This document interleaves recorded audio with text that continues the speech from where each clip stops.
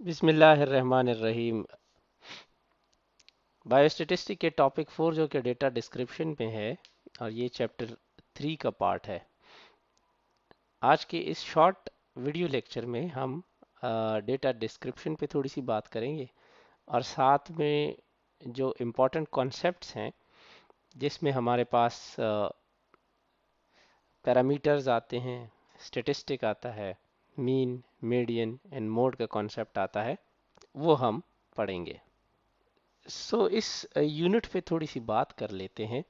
जिस तरह हमने लास्ट अपने लेक्चर्स में जो कि चैप्टर 2 का हिस्सा थे उसमें हमने काफ़ी यूज़फुल इंफॉर्मेशन गेन की और हमने देखा कि रॉ डेटा को जब हम ऑर्गेनाइज करते हैं फ्रीक्वेंसी डिस्ट्रीब्यूशन में या फिर फ्रीक्वेंसी डिस्ट्रीब्यूशन के अलावा हम डेटा को डिफरेंट ग्राफ से प्रेजेंट करते हैं, तो हम ये दोनों मेथड स्टेटिस्टिकल मेथड है जो कि हम डेटा की समराइजेशन के लिए और प्रेजेंटेशन के लिए इस्तेमाल कर सकते हैं। इसकी मिसाल ऐसी है कि आप कोई भी कार जो कि एक रास्ते से गुजर रही है, किसी चौक से गुजर रही है, आप उसकी एवरेज स्पीड जो है वो नोट कर सकते हैं कि फॉर एग्जांपल वो 5.3 माइल्स पर आवर है। और फिर ये भी कि ये एवरेज नंबर ऑफ मिनट्स कितने एक अमेरिकन फादर अपने 4 साल बच्चे के साथ गुजार रहा है। इसी तरीके से नीचे जो आपको एग्जाम्पल नज़र आ रहे हैं कि for example average American men is 5 feet 9 inches tall and the average woman is 5 feet and 3.6 inches। ये इंसान की हाइट की बात की है अमेरिकन्स की। ये भी कहा गया है कि एवरेज अमेरिकन जो है वो एक साल में तकरीबन औसतन 7 दिन जो है वो बीमारी की वजह से बेड पे गुजारते हैं या 5 दिन अपने काम से छुट्टी करते हैं। या एक और एग्जांपल अगर आप ये देखें तो यहाँ है कि ऑन द एवरेज डे, आम तौर पे रोज़ाना की बुनियाद पे औसतन 24 मिलियन लोग दुनिया भर में मुख्तलिफ जानवरों की काटने का शिकार होते हैं। यहाँ पे एवरेज की बात की गई है। अब इस तरह के डेटा को जब हम ऑन एवरेज हम एक स्टेटमेंट देते हैं, ये बाकायदा हम डेटा से अखज़ करते हैं और इसकी कैलकुलेशन का अपना तरीका है जो कि स्टेटिस्टिक्स हमें बताती है। आज के इस लेक्चर में हम इंशाल्लाह इसी पे बात करेंगे और अपने लेक्चर को आगे बढ़ाते हैं। आम तौर पे आज हम अपने इस लेक्चर में थोड़ा सा फोकस करेंगे मेजर ऑफ सेंट्रल टेंडेंसी पे कि हमने पहले चैप्टर में थोड़ी सी बात की थी सैंपल जो कि हम पॉपुलेशन से लेते हैं। पॉपुलेशन एक ज़्यादा तादाद होती है किसी भी एलिमेंट की, लोगों की, और फिर उसमें से हम जिन लोगों से डेटा लेते हैं वो सैंपल कहलाता है। और जब ये पॉपुलेशन छोटे हो तो फिर हमें ज़रूरी नहीं कि सैंपल लें बल्कि एंटायर पॉपुलेशन को भी सेलेक्ट कर सकते हैं। अच्छा, सो इस तरह का डेटा जो होता है वो हमें मुख्तलिफ चीज़ें बताता है कि इस डेटा में अगर हम सैंपल चूज़ करते हैं या पॉपुलेशन चूज़ करते हैं तो किस तरीके से वो हमें बुनियादी तौर पे मुख्तलिफ चीज़ें दिखाएंगी, जैसे कि वो डेटा ज़्यादातर किन लोगों पे मुश्तमिल हैं, कितनी रिपीटेशन हो रही है और बहुत सारी चीज़ें। इसको कुछ ऐसे पैरामीटर्स जो कि सेंटर की तरफ उनकी टेंडेंसी होती है, सेंटर की तरफ जो है ना वो हम देख के फिर बाकी जो डेटा उस सेंटर के इर्द गिर्द मौजूद होता है उस पर हम बात करते हैं, तो उस तरह के पैरामीटर्स को हम कहते हैं मेजर ऑफ सेंट्रल टेंडेंसी। यहाँ पे आगे बढ़ने से पहले हमें पैरामीटर और स्टेटिस्टिक को समझना चाहिए। पहले तो इसकी डेफिनेशन पढ़ लेते हैं और मैं आपको सजेस्ट करूंगा कि पहले आप पैरामीटर की डेफिनेशन समझ लें। तो parameter is basically a characteristic और measure obtained by using all data values from a specific population, कि किसी भी पॉपुलेशन से जो हमने सेलेक्ट किया होता है वो पॉपुलेशन, उसमें से हम तमाम करेक्टरिस्टिक या डेटा को जो हमें इंटरेस्ट होता है उस सारे पॉपुलेशन से हम लें। इसकी मिसाल यहाँ पे आपको नज़र आ रही है जो इस स्टेटमेंट में दी गई है कि measure found by using all the data values in the population is called parameters। कि वो तमाम measurements, वो तमाम डेटा जो हम नोट करते हैं किसी भी पॉपुलेशन में जो पाई जाती है उसको हम पैरामीटर कहते हैं। जबकि स्टेटिस्टिक की अगर डेफिनेशन पे हम आए तो स्टेटिस्टिक एक तो हमने डिफाइन किया कि ये एक फील्ड है स्टेटिस्टिक्स, जबकि यहाँ पे हम स्टेटिस्टिक को as a parameter, as a measurement note करते हुए कहते हैं कि a statistic is a characteristic और measure obtained by using the data values from a sample। So हमने इनिशियली पॉपुलेशन की बात की थी और फिर हम सैंपल की बात करते हैं। तो स्टेटिस्टिक बुनियादी तौर पे वो कैरेक्टरिस्टिक, वो वैल्यूज या वो मेजरमेंट जो हम सैंपल से वो डेटा लेते हैं उसको हम स्टेटिस्टिक कहते हैं। सो ये चीज़ अब आपको क्लियर होनी चाहिए। यहाँ पे भी यहाँ इस स्टेटमेंट में आपको इस सेंटेंस में मिलेगा कि measures obtained by using the data values from samples are called statistic. मतलब ये है कि हम जब पूरे पॉपुलेशन से या जो हम एक पॉपुलेशन हमारे पास लिमिटेड होती है और हम उस पूरे पॉपुलेशन को सेलेक्ट करके उससे अपने इंटरेस्ट के तमाम मेजरमेंट्स लें, तमाम करेक्टरिस्टिक को स्टडी करें, तो जो डेटा हमारे पास आता है हर इंडिविजुअल डेटा को जिस एक कैटेगरी में रखते हैं उनको हम पैरामीटर कहते हैं। जबकि स्टेटिस्टिक्स जो है वो जब हम सैंपल से डेटा लेते हैं अपने इंटरेस्ट के मेजर्स को, तो उसको हम फिर स्टेटिस्टिक्स कहते हैं। आमतौर पे मैथमेटिक्स में आपने पढ़ा होगा कि हम जब हमारे पास डेसिमल में डेटा होता है तो हम डेटा को राउंड ऑफ करते हैं, जबकि स्टेटिस्टिक्स में ऐसा नहीं है। स्टेटिस्टिक्स हमें कहती है कि हमने डेटा को सिर्फ और सिर्फ आखिरी जब हमारे पास आंसर आ जाए तो उस आंसर को हम राउंड ऑफ कर सकते हैं। उससे पहले कैलकुलेशन के स्टेप्स में हम डेटा को राउंड ऑफ नहीं कर सकते, क्योंकि अगर हम डेटा को राउंड ऑफ करेंगे मतलब एक वैल्यू है मेरे पास 5.8, उसको अगर मैं डायरेक्टली एक होल नंबर बना के 6 लिखूं तो वो मेरे पूरे वैल्यूज पे इफेक्ट करेगी और मेरे रिजल्ट्स जो है वो डेविएटेड आएंगे, काफ़ी डिफर करेंगे एक्चुअल वैल्यू से। तो स्टेटिस्टिक हमें कहती है कि हमने राउंड ऑफ जो है वो आखिरी जो आंसर होता है उसको देख के करना होता है। उससे पहले जो है हम जो हमारी कैलकुलेशंस के स्टेप्स होते हैं तो उसमें हम राउंड ऑफ नहीं करते। सो अब हम आते हैं मीन की तरफ। देखें, आपको डेटा की डिस्क्रिप्शन में सवाल आ सकता है, कोई भी क्वेश्चन कर सकता है कि मेजरमेंट ऑफ सेंट्रल टेंडेंसी बताएं। तो मेजरमेंट ऑफ सेंट्रल टेंडेंसी हमारे पास 3 है, मीन, मीडियन, मोड। मैं फिर से रिपीट कर देता हूं कि मेजरमेंट ऑफ सेंट्रल टेंडेंसी हमारे पास 3 है, मीन, मीडियन एंड मोड। इसके बरअक्स हमारे पास मेजरमेंट ऑफ डिस्पर्जन जो है वो हम रेंज, वेरिएंस और स्टैंडर्ड डिविएशन से देखते हैं। तो जब वो हम चैप्टर पढ़ेंगे डिस्पर्जन का उसमें मैं आपको एक्सप्लेन करूंगा। यहाँ पे हम आते हैं उन 3 जो कॉन्सेप्ट्स हैं, मीन, मीडियन एंड मोड, उसको एक्सप्लेन करते हैं। मीन को आम तौर पे आम लैंग्वेज में हम अरिथमेटिक एवरेज भी कहते हैं, औसत जिसको हम उर्दू में कहते हैं।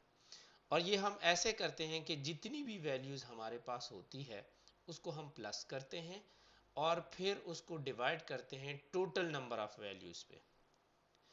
फॉर एग्जांपल हमारे पास ये 4 नंबर है जिसमें 3, 2, 6, 5 एंड 4, ये 5 नंबर है। तो हमने इसका जब मीन मालूम करना है तो इसको हम प्लस कर लेते हैं। यहाँ पे आपको स्टेप में नजर आएगा कि हमने इन तमाम वैल्यूज को प्लस किया तो हमारे पास टोटल आया 20। अब चूंकि ये सारे नंबर्स तादाद में हमारे पास 5 है तो हम 20 को 5 पे डिवाइड कर देते हैं, तो हमारे पास मीन की वैल्यू जब हम 20 को 5 पे डिवाइड कर लेते हैं तो 4 आता है।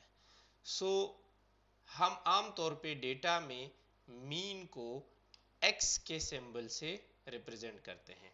एक्स बार भी हम इसको कहते हैं। स्टेटिस्टिक्स में ज्यादा तौर पे डेटा में आपको एक्स बार यानी एक्स के ऊपर एक लाइन सी ड्रॉ होती है, उसके जरिए ये दिखाया होता है। इस तरीके से एक एक्स होता है और उसके ऊपर हम बार ये लाइन ड्रॉ करते हैं, उसको एक्स बार कहते हैं।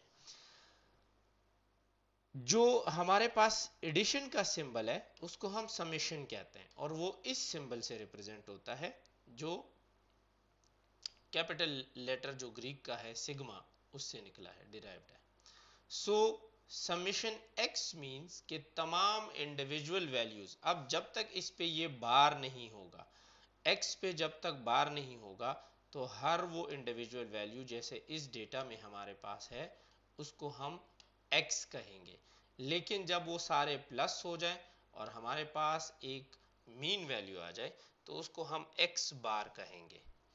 सो समेशन एक्स मीन्स कि हमारे पास इंडिविजुअल जितने भी एक्स वैल्यूज हैं जो कि ये वाले हमने अभी देखे हैं, उनको जब हम प्लस कर लेते हैं, समेशन मीन्स उनको प्लस कर लिया और फिर हमने डिवाइड किया बाय टोटल नंबर ऑफ जो हमारे पास डेटा है और उससे हमारे पास जो वैल्यू आ गई उसको हम मीन कहते हैं। सो यहाँ पे मैं फिर रिपीट कर दूं कि mean is the sum of values divided by total values. ये मीन की डेफिनेशन हो गई। अगर आपसे कोई भी डेफिनेशन पूछे तो ये उसकी सिंपलेस्ट डेफिनेशन है और इसका सिंबल हमारे पास एक्स बार है और ये हमारे पास फार्मूला है जिससे हम मीन को कैलकुलेट करते हैं। सिंपलेस्ट फार्मूला ये है कि summation x divided by n. लेकिन अगर इस समेशन एक्स को हम ओपन कर लें इस फार्मूला को तो हमारे पास ये नॉमिनेटर में जो आपको दिख रहा है ये होगा कि जैसे individual value 1 plus individual value 2 plus individual value 3 plus उसके बाद जितनी भी नंबर ऑफ वैल्यूज आते हैं उन सबको प्लस कर लें और डिवाइडेड बाय टोटल नंबर जो n से यहाँ शो हो रहा है, सैंपल साइज जो हम कहते हैं आमतौर पे, उस पे हम डिवाइड कर लें तो हमारे पास मीन आता है। ये बात याद रखें कि हमारे पास स्मॉल n जो है वो total number of values in the sample, जो हम सैंपल होता है उसमें जो टोटल नंबर ऑफ वैल्यूज हैं उसको हम स्मॉल n से रिप्रेजेंट करते हैं। जबकि हमारे पास पॉपुलेशन में अगर हम टोटल नंबर ऑफ वैल्यूज को शो कर रहे होते हैं तो वो हम कैपिटल n से शो करते हैं। ये आपको पैरामीटर और स्टेटिस्टिक में काम आएगा। जब हम पैरामीटर का जो एवरेज है वो कैलकुलेट करते हैं तो हम कैपिटल N इस्तेमाल करेंगे। लेकिन जब हम सैंपल के जो हमारे पास वैल्यूज हैं, टोटल नंबर है, उसको जो हम रिप्रेजेंट करेंगे तो वो हम स्मॉल n से करेंगे। अब इसकी एक दो एग्जाम्पल के जरिए कैलकुलेशन करते हैं ताकि और आसानी से आपको समझ आए। ये एग्जाम्पल है डेज ऑफ पर ईयर, आपको नजर आ रहा है। ये हमें डेटा दिया है और यहाँ ये इस डेटा में कहा है कि the data represent the number of days of per year for a sample of individual selected from 9 different countries.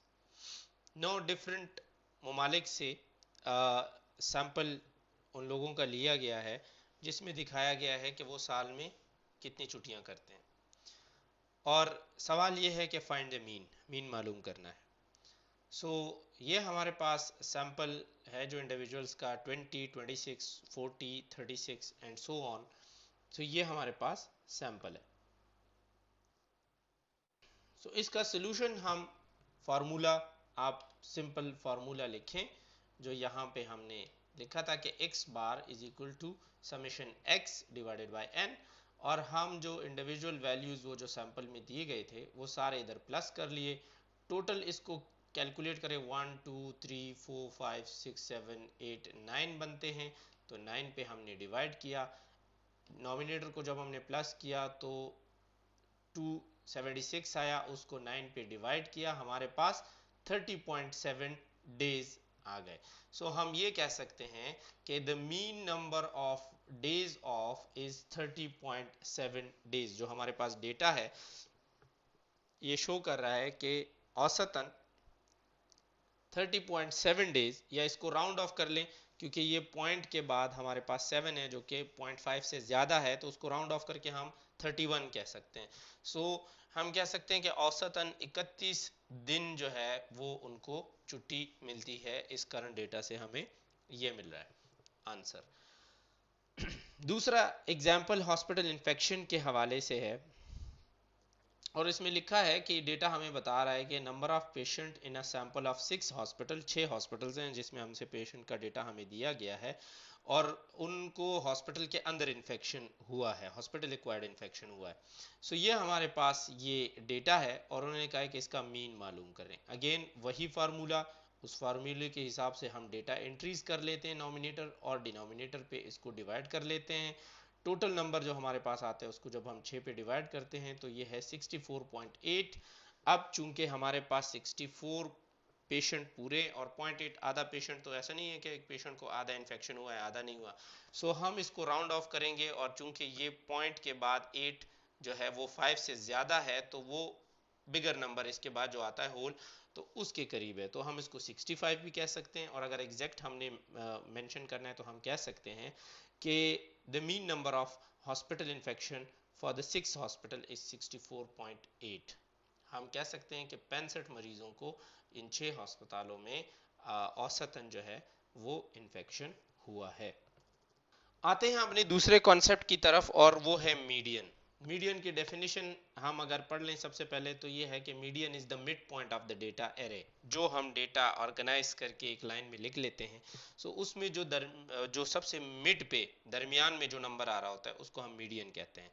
और मीडियन का सिंबल हम MD से रिप्रेजेंट करते हैं, आपको यहाँ पे कर्सर से नजर आ रहा होगा। इसका तरीक़ाकार क्या है कि इसमें हम बेसिकली जो भी डेटा मिला होता है, तो स्टेप 1 होता है कि डेटा को हम एक ख़ास ऑर्डर से, ख़ास तरतीब से अरेंज करते हैं, कि या हम असेंडिंग ऑर्डर से करते हैं कि हम छोटे नंबर से शुरू होकर बड़ा, फिर उससे बड़ा, फिर उससे बड़ा नंबर लिखते जाते हैं एक लाइन में, तो ये असेंडिंग ऑर्डर, या डिसेंडिंग ऑर्डर में कि जिसमें हम बड़े नंबर से शुरू होकर फिर उससे छोटा, फिर उससे छोटा, फिर उससे छोटा, और आखिरी सबसे छोटा नंबर लिख लेते हैं। सो ये हमारे पास जो है असेंडिंग या डिसेंडिंग ऑर्डर में हम डेटा को लिख लेते हैं, और फिर उसमें मिड में जो पॉइंट आ रहा होता है, मिड में जो नंबर आ रहा होता है, वो हमारा मीडियन कहलाता है। इसमें यह बात याद रखें कि मीडियन हमारा मिडल नंबर, जो मिडल पॉइंट है, अगर तो हमारे पास ऑड डेटा है, ताक डेटा है, तो हम फिर दरमियाना जो भी नंबर एक आ रहा होगा वही हमारा मीडियन होगा। लेकिन अगर हमारा डेटा इवन नंबर्स पर मुश्तमिल है, कि जैसे 2 है, 4 है, 6 है, 8 है, तो उसमें दरमियाना एक नंबर तो नहीं होता, उसमें तो दरमियान में दोनों साइड से अगर हम काउंट करें, चाहे राइट साइड से चाहे लेफ्ट साइड से, तो दरमियान में हमारे पास 2 नंबर आ रहे होते हैं। तो हम फिर क्या करते हैं कि उन दोनों दरमियान के जो 2 नंबर्स हैं उनको प्लस करके डिवाइडेड बाय 2 कर लेते हैं, और उसमें से जो हमें एवरेज नंबर आ रहा होता है तो वो हमारा मीडियन होता है। एग्जाम्पल से आपको ये क्लियर हो जाए। For example, the number of rooms in 7 hotel in downtown Pittsburgh is 713, 300, 618 and so on, और ये कहा है कि इसका मीडियन मालूम कर लें। सो ये जो हमें नंबर दिए गए हैं, पहले तो हम इसको एक ऑर्डर में लिख लेते हैं, और ऑर्डर हम यहाँ पे हमने चूज़ किया है असेंडिंग ऑर्डर के, जिसमें हमने छोटा नंबर पहले लिखा है 292, फिर उसके बाद रूम नंबर 300, फिर रूम नंबर 311, फिर 401। सो इस तरह छोटे नंबर से शुरू हुआ है, सबसे बड़े नंबर पे ख़त्म हुआ है। अब हम जो है दरमियाने नंबर्स को देख लेते हैं कि कौन सा नंबर दरमियान में फॉल कर रहा है इस लाइन में, तो वो हमारा मीडियन होगा। जैसे यहाँ से हम काउंट करते हैं, ये टोटल हमारे पास 1 2 3 4 5 6 7 नंबर है। सो जो हमारे पास 3 ये नंबर एक साइड पे हो गए और 3 ये नंबर दूसरे साइड पे हो गए। 401 हमारे पास वो नंबर है जो सेंटर में आ रहा है, उसको हम मीडियन कहते हैं। सो हम कहते हैं कि 401 नंबर रूम जो है वो मीडियन है। अब हम नेक्स्ट एक एग्जाम्पल और भी कर सकते हैं इसका, और वो ये है कि सपोज कर लें कि हमारे पास ये है, find the median for daily vehicle pass charge for 5 US national park. जो कॉस्ट बताई है उसकी व्हीकल पास की। सो हमारे पास ये नंबर दिए गए हैं, $25, $15, फिर $15 इस तरह। सो हम इसको $15 एक बार लिखते हैं, दूसरी बार भी एक $15 डेटा में आया वो भी अलग लिख लिया, फिर तीसरी बार भी आया वो अलग लिख लिया, फिर $20 हैं, फिर 25 है। सो हमारे पास मीडियन नंबर $15 आ रहा है, इसलिए हम कहेंगे कि इस डेटा में मीडियन जो है वो 15 है।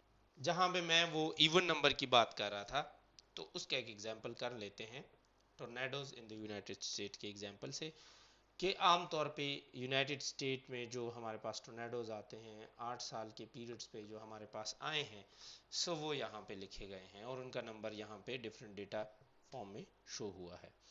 सो हम सोल्यूशन ये निकालते हैं कि वही स्टेप है कि हमने डेटा को असेंडिंग ऑर्डर में अरेंज कर लिया, फिर उसमें देखा कि दरमियान में ये दो नंबर्स जो हमारे पास है 764 एंड 856, ये नंबर दरमियान में आ रहे हैं क्योंकि ये इवन डेटा है। सो हम क्या कर लेते हैं कि दरमियान के दो नंबर्स जो हमारे पास आ रहे हैं इनको हम प्लस कर लेंगे और डिवाइडेड बाय 2 कर लेंगे, इसका मीन निकालेंगे। सो जो हमारे पास 810 आ रहा है ये इसका मीडियन होगा। आते हैं अपने लास्ट कॉन्सेप्ट की तरफ और वो है mode.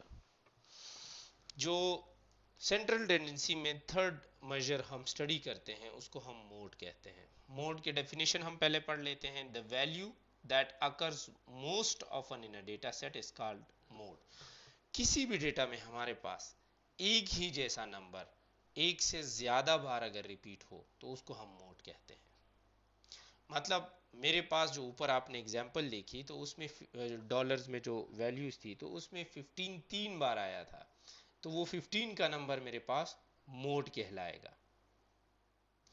So the data set that has only one value that occur with the greatest frequency is said to be unimodal. मतलब अगर उस डेटा में हमारे पास 15 का नंबर 3 बार आया है, सो एक ही नंबर है ना 15, और तो कोई नंबर ऐसा नहीं है कि एक से ज्यादा बार आया है, सो हम उस तरह के डेटा को यूनी मॉडल कहते हैं। लेकिन अगर हमारे पास एक ऐसा डेटा है कि जिसमें हमारे पास 15 का नंबर 3 बार आया है, फिर 20 का नंबर 2 बार आया है, सो हम कह सकते हैं कि इस डेटा के दो मोड्स हैं, एक 15 है और एक 20 है, क्योंकि ये दोनों नंबर एक बार से ज़्यादा रिपीट हुए हैं। तो उस तरह के डेटा को फिर हम बाय मॉडल कहते हैं। जबकि इन सिंपल वर्ड अगर हमारे पास एक ही नंबर जो एक बार से ज़्यादा 3 4 5 बार या इससे भी ज़्यादा आया हो, रिपीट हुआ एक डेटा में, सो उस तरह के डेटा को फिर हम मल्टी मॉडल डेटा कहते हैं। ये आपको एग्जाम्पल से और क्लियर हो जाएगा। आते हैं एग्जाम्पल्स की तरफ। ये डेटा आप देखें कि the mode of signing bonuses of 8 NFL players for a specific year, ये उनके बोनसेस हैं इन मिलियंस ऑफ डॉलर्स। वो दिखाए गए हैं 18.0, 14.0, 34.5, 10, 11.3, 10, 12.4 एंड 10। अब आप इस डेटा में देखें कि कौन सा ऐसा नंबर है जो कि एक से ज़्यादा बार रिपीट हुआ है। तो आप देखें इस डेटा में हमारे पास अगर हम इसको अरेंज करके रखेंगे, एक ऑर्डर में अरेंज करेंगे, तो 10 10 10, फिर 11.3, फिर 12.4 और इस तरह ये बाकी नंबर्स आएंगे। सो हमने देखा कि यहाँ पे 10 मिलियन डॉलर्स जो है वो एक ऐसा वाहिद नंबर है जो 3 बार रिपीट हुआ है। सो हम कह सकते हैं कि चूंकि इनकी फ्रिक्वेंसी जो है वो बाकी नंबर से ज़्यादा आई है, बार बार रिपीट हुई है, सो इसका मोड 10 होगा। दूसरे एग्जाम्पल में अगर आप देखें, find the mode for the number of branches that 6 banks have। ठीक है, सो ये डिफरेंट बैंकों के ब्रांचेज हैं और यहाँ पे देखें तो कोई भी नंबर जो है वो रिपीट नहीं हुआ, एक बार से ज़्यादा रिपीट नहीं हुआ। तो हम कह सकते हैं कि each value occur only once, so there is no mode in this data. Last example हम कर लेते हैं लाइसेंस न्यूक्लियर रिएक्टर्स। तो यहाँ पे यूनाइटेड स्टेट में जो लाइसेंस न्यूक्लियर रिएक्टर्स हैं उनका डेटा लास्ट 15 इयर्स के पीरियड्स पे दिया गया है। सो उसमें अगर हम देखें तो हमारे पास डेटा आया है, उस डेटा को हम अगर ऑर्गेनाइज करके भी रखें, ये ऑलरेडी यहाँ पे ऑर्गेनाइज फॉर्म में है सिवाय ये 109 109 इसके, तो अगर हम इसको ऑर्गेनाइज्ड फॉर्म में भी रख लें, हम देखेंगे कि 104 का नंबर हमारे पास जो है वो 5 बार आया है। इसी तरीके से 109 का नंबर हमारे पास आया है। इसी तरीके से हमारे पास जो और नंबर्स हैं वो रिपीट नहीं हुए। तो हम कह सकते हैं कि जो 104 है और 109 है, ये दो ऐसे नंबर्स हैं जो कि 5 बार रिपीट हुए हैं। सो इस डेटा में हमारे पास दो मोड्स हैं, या ये डेटा बाई मॉडल है, and the modes are 104 and 109। आज का लेक्चर यहाँ तक। अगर कोई क्वेश्चन है तो कमेंट सेक्शन में पूछ सकते हैं। इंशाल्लाह मिलते हैं नेक्स्ट लेक्चर में। थैंक यू एंड अल्लाह हाफिज़।